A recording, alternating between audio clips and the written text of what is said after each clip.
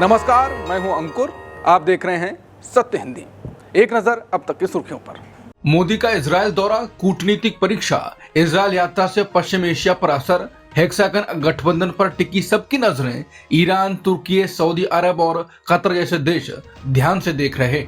PM Modi बुधवार 25 फरवरी को Israel के दौरे पर जा रहे हैं। इस यात्रा का मकसद भारत इजरायल रिश्तों को और मजबूत करना है, लेकिन इसका समय अंतर्राष्ट्रीय राजनीति के लिहाज से काफी संवेदनशील माना जा रहा है। पीएम मोदी की इजरायल के प्रधानमंत्री बेन्यामिन नेतन्याहू के साथ बातचीत में रक्षा और सुरक्षा, व्यापार, श्रम सहयोग, आर्टिफिशियल इंटेलिजेंस तकनीक और IMEC प्रोजेक्ट जैसे मुद्दे अहम रहेंगे। लेकिन जानकारों का कहना है कि इस दौरे के नतीजे सिर्फ समझौतों तक सीमित नहीं होंगे, बल्कि पूरे पश्चिम एशिया को राजनीतिक संदेश भी देंगे। इस यात्रा के दौरान नेतन्याहू की प्रस्तावित हेक्सागन गठबंधन योजना पर भी नजर रहेगी, जिसमें भारत समेत कई देशों को कट्टरपंथी सुन्नी और शिया धुरों के खिलाफ जोड़ने की बात कही जा रही है। इस पहल को ईरान, तुर्की, सऊदी अरब और कतर जैसे देश ध्यान से देख रहे हैं, जिनके भारत से जटिल लेकिन महत्वपूर्ण रिश्ते हैं। क्योंकि हेक्सागन गठबंधन पर नेतन्याहू ने कहा, यह गठबंधन शिया और सुन्नी कट्टरपंथी धुरों के खिलाफ साझा सोच और सहयोग पर आधारित होगा। हालांकि भारत की नीति हमेशा से किसी एक गुट में बंधने से दूर रहने की रही है। भारत के अमेरिका, रूस के चीन के साथ संतुलित रिश्ते रहे, वहीं ईरान और सऊदी अरब से भी भारत के अच्छे संबंध हैं। भारत के लिए सबसे संवेदनशील मुद्दा ईरान है। आने वाले महीनों में भारत ब्रिक्स शिखर सम्मेलन की मेजबानी करेगा, जहां ईरान के राष्ट्रपति को आमंत्रित किया जाएगा।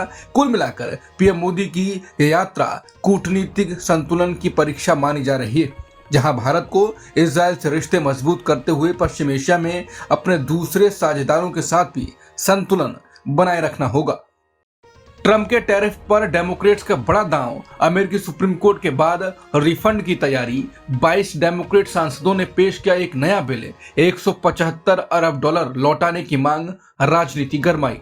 अमेरिका में राष्ट्रपति ट्रंप की टैरिफ नीति को लेकर बड़ा राजनीतिक घटनाक्रम सामने आया है। सोमवार को अमेरिकी सीनेट के 22 डेमोक्रेट सांसदों ने एक नया बिल पेश किया है। इस बिल में मांग की गई है कि ट्रंप सरकार के दौरान लगाए गए अवैध टैरिफ से जो भी पैसा वसूला गया वो 180 दिनों के भीतर ब्याज समेत वापस किया जाए।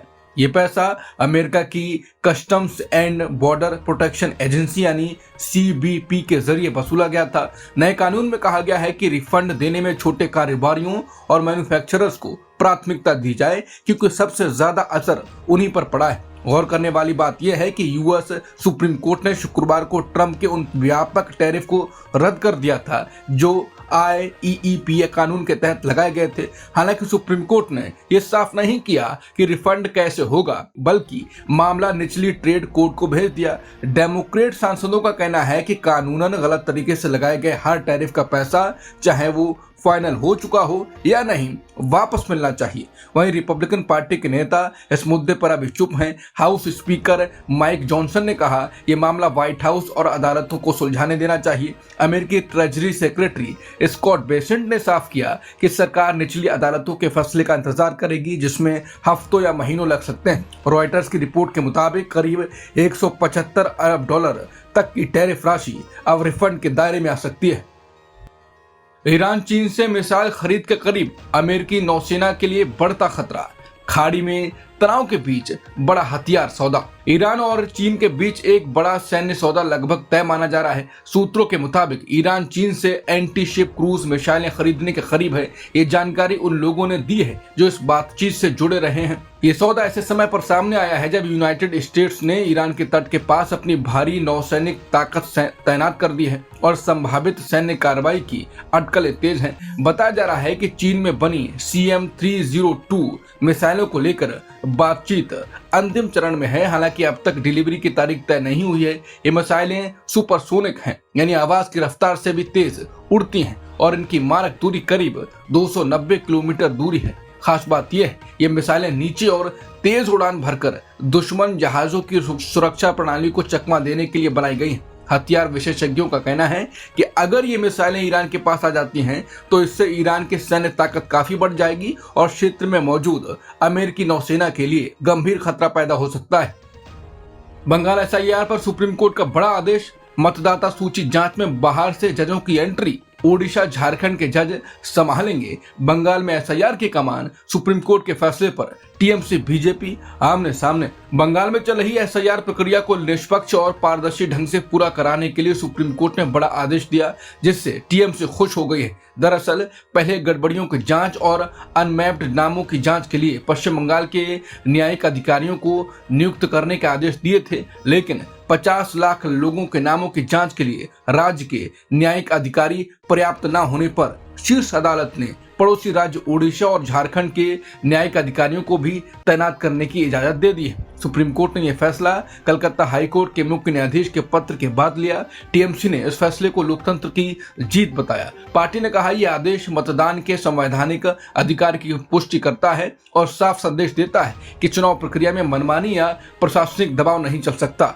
तृणमूल ने सोशल मीडिया पर दावा किया कि अब चुनाव आयोग की मनमानी पर रोक लगी है और सुप्रीम कोर्ट ने खुद मामले की निगरानी संभाली है। वहीं पश्चिम बंगाल बीजेपी अध्यक्ष सामिक भट्टाचार्य ने कहा कि ममता बनर्जी की सरकार के कारण यह स्थिति बनी है और दूसरे राज्यों से न्यायिक अधिकारियों को बुलाना बंगाल के लिए शर्मनाक है। नॉर्थ ईस्ट महिलाओं के मामले पर आपका हमला, आपने बीजेपी पर लगाया नॉर्थ ईस्ट विरोधी सोच का आरोप, पूर्वोत्तर के मुख्यमंत्रियों ने की नस्लीय अपमान की निंदा। दिल्ली के मालवीय नगर इलाके में अरुणाचल प्रदेश की 3 महिलाओं के साथ कथित नस्लीय टिप्पणी के मामले ने सियासी तूल पकड़ लिया है। आम आदमी पार्टी ने आरोप लगाया है कि बीजेपी के भीतर नॉर्थ ईस्ट विरोधी सोच है। आप नेता सौरभ भारद्वाज ने कहा कि पंचशील विहार में रहने वाली नॉर्थ ईस्ट की लड़कियों के साथ पड़ोसियों ने बेहद आपत्तिजनक व्यवहार किया और उनके खिलाफ अपमानजनक शब्दों का इस्तेमाल किया। आपका कहना है कि इस मामले में एफआईआर दर्ज हो चुकी है, लेकिन अब तो कोई गिरफ्तारी नहीं हुई है, जिससे नॉर्थ ईस्ट के लोगों में गलत संदेश जा रहा है। बता दें ये विवाद 20 फरवरी को शुरू हुआ, जब एसी लगाने के दौरान ड्रिलिंग से निकली धूल नीचे की बालकनी में गिर गई। इसी बात पर मामूली कहासुनी हुई, जो बाद में गंभीर आरोपों में बदल गई। अरुणाचल प्रदेश की एक यूपीएससी अभ्यर्थी और उसकी 2 रूममेट्स का आरोप है कि पड़ोसियों हर्ष सिंह और उनकी पत्नी रूबी जैन ने उन्हें सेक्स वर्कर कहा और नॉर्थ ईस्ट से होने की वजह से निशाना बनाया। फिलहाल पुलिस मामले की जांच कर रही है, जबकि राजनीतिक बयानबाजी तेज हो गई है। वहीं इस घटना की 3 पूर्वोत्तर राज्यों के मुख्यमंत्रियों ने कड़ी निंदा की है। उन्होंने दोषियों के खिलाफ सख्त कार्रवाई की मांग की है। उन्होंने कहा कि पूर्वोत्तर के लोगों के साथ भेदभाव अब बंद होना चाहिए, क्योंकि वो भी भारत के ही नागरिक हैं। यूथ कांग्रेस प्रमुख को एफआईआर देने का आदेश, शर्टलेस प्रदर्शन केस में कोर्ट की पुलिस को फटकार। कोर्ट ने कहा मामला आतंकवाद उग्रवाद जैसा नहीं, बल्कि एक प्रतीकात्मक विरोध है। यूथ कांग्रेस के 4 और कार्यकर्ताओं को गिरफ्तार किया गया। दिल्ली की एक अदालत ने इंडियन यूथ कांग्रेस के अध्यक्ष उदय भानु चिब को बड़ी राहत दी है।